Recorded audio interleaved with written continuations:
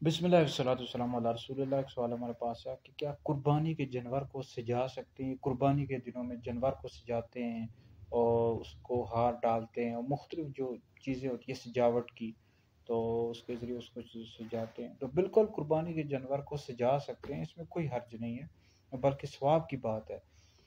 लेकिन इसमें दिखावा नहीं करना चाहिए, रियाकारी नहीं करनी चाहिए। आजकल जो हमारा दौर है, हमारा माशरा है, इसमें ज़्यादातर जो है लोग दिखावा कर रहे होते हैं पड़ोसियों पर रोब डालने के लिए कि देखो जी हम अल्लाह की राह में जानवर कुर्बान कर रहे हैं, तो हम कितनी ज़्यादा इसमें मेहनत कर रहे हैं। और लोगों को दिखाने के लिए, रिश्तेदारों को जलाने के लिए दिखावा करना ये जायज़ नहीं है।